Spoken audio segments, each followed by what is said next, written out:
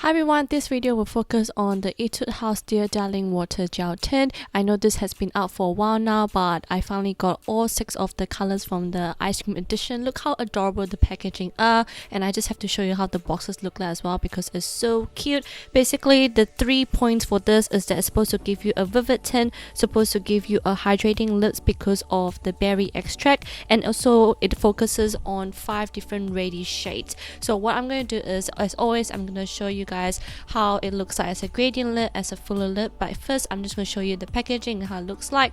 And this is the first swatch. I decided to show you this PK006 first, just because I feel like there's no color in there. I don't see any red color. All I just see is this glitter. I can see why they have this one. I guess like you can put this, you can layer it on top of another color, it will look really pretty. But I just feel like there's no really point using it just as itself. But to be honest, the shimmer is actually really beautiful. You don't feel like there's glitter on your lips at all, which is nice. Next, this is PK004, which is the next pink shade in the collection. But as you can see, their target, as you can see, it says Red Bean Red. Why would you name Red Bean Red? It's quite cute, I guess. But yeah, this leans more towards the pinkish reddish side, and it is quite sheer on me, so it looks a bit like my lip color. So for this particular shade, I would use it if I want like a no makeup day. So like if I want a gloss on my lips, I would probably use this. For this tint overall, I feel that it is very sheer. The colors is not as pigmented as I expected.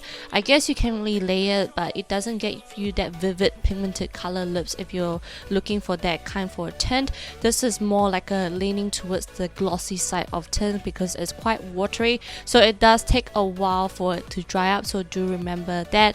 But I guess as you can see on the picture on the model itself, you can see how glossy it is anyway. So I guess I can't really complain about this because you can see that, you know, it is for the summer. It's supposed to be hydrating and moisturizing. Now this one is peach red. It's a beautiful color. It is a very nice pinkish color, so it's quite natural. I like it a lot. And you can sort of see the similarity with the colors. They are very they have all this red tone underneath. Next, this is OR205. So this is the only orange shade, or like the orangey name shade. So on my lips it is darker than the model. The model's one is quite light and more corally orangey, but for me it's more orangey pinkish, if that makes sense.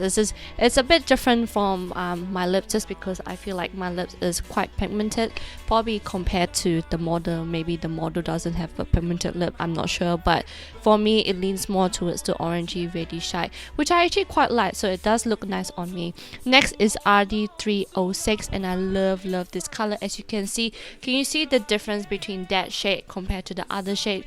It is so pigmented. Like I feel like the next two shades, this shade and the next shade, is the most pigmented out of this collection, and I feel like this one is like a beautiful strawberry red color. It is such a nice color as a gradient, and if you layer it up for a fuller lip, it is so beautiful. I really like it. However, I feel that it is not long lasting at all, so it only lasts for a very short amount of time. So once you drink and once you eat, it disappears. It doesn't really stain your lips. It stains a little bit, but once you eat more or drink more, it just completely disappears, so you can actually rub it off with water.